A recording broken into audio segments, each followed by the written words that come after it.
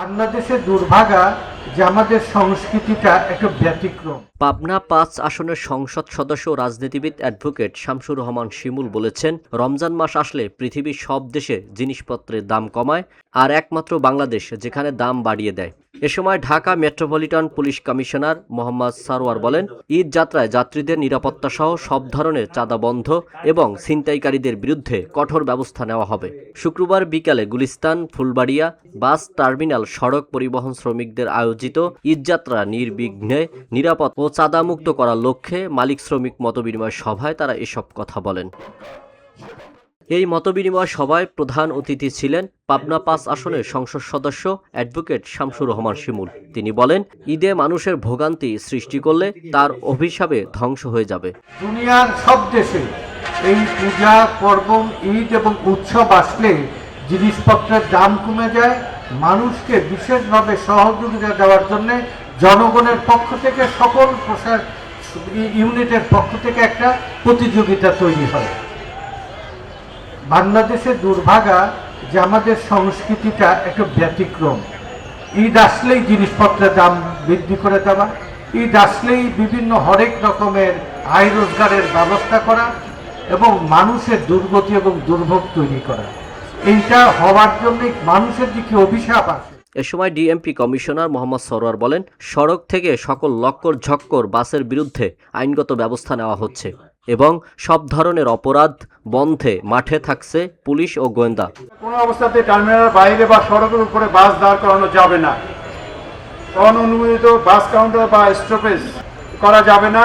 অর্থাৎ কিছু কিছু বাস কাউন্টার বা স্টপেজ আছে শ্যামলী বা কোনো জায়গায় বা ধলাইপাড়, এগুলো কিন্তু আমরা কঠোর ব্যবস্থা নিব। কারণ ওইসব জায়গায় যদি বাস যারা প্যাসেঞ্জার উঠায় তাহলে পুরা ঢাকা শহর সহ সবাই এফেক্টেড হবে। মহানগরীর প্রবেশ এবং বাইরে হওয়ার রাস্তায় কোনো রকমই বাস পার্কিং করা যাবে না।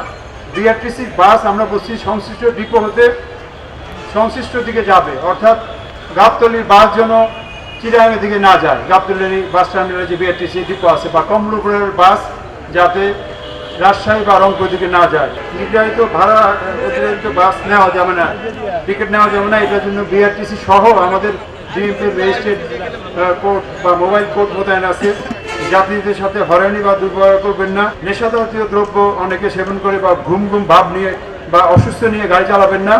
ড্রাইভারদের ক্ষেত্রে বলছি, আমরা 5 ঘন্টা বেশি গাড়ি চালাবেন না। সেকেন্ড ড্রাইভার আপনারা রাখবেন। অ্যাকশন নিব যেসব বাস ট্রাফিক জ্যাম তৈরি করে। অন্যান্য বিষয়ে ধরেন ফিটনেস নাই বা বাম্পার নাই, নাম্বার প্লেট নাই বা অন্যান্য সমস্যা, ওগুলো আমরা এই ঈদের সময় দেখবো না। ঈদের সময় দেখবো হলো যে যাতে ট্রাফিক জ্যাম না করে। ট্রাফিক জ্যাম করলে কিন্তু আমরাও কঠোর ব্যবস্থা নিব। ঢাকা সড়ক পরিবহন মালিক সমিতির সভাপতি এম.এ. বাতেন বলেন, ঈদযাত্রায় বাসে ডিজেল সমস্যার সমাধান না হলে চরম ভোগান্তি হবে। বিষয়টা মাননীয় মন্ত্রীর সাথে কথা বলে কাল এবং পরশুর মধ্যে যদি সমাধান করা না যায় তাহলে আমাদের সকল আয়োজন কিন্তু বিনষ্ট হয়ে যাবে। কারণ আজকে পর্যন্ত যে ডিজেল পাম্প থেকে দেওয়া হয় 60 লিটার 100 লিটার, আমার গাড়ি যদি সিলেট যায় আপ ডাউন করতে ডিজেল লাগে 150 লিটার। তাহলে এই গাড়িটা যদি সিলেটে যায় যাত্রী নিয়ে, ঈদ যাত্রী নিয়ে, এটা ফেরত আনা সম্ভব নয় 100 লিটার ডিজেল। এবারের ঈদযাত্রায় সব টার্মিনাল থেকে ঘরমুখ মানুষের নিরাপদে বাড়ি ফিরতে পারে সে লক্ষ্যে সরকার সব ধরনের ব্যবস্থা গ্রহণ করেছে বলেও জানান তারা। সকল রোডে আল আমিন এম তাওহিদ, ভিওডি বাংলা, ঢাকা।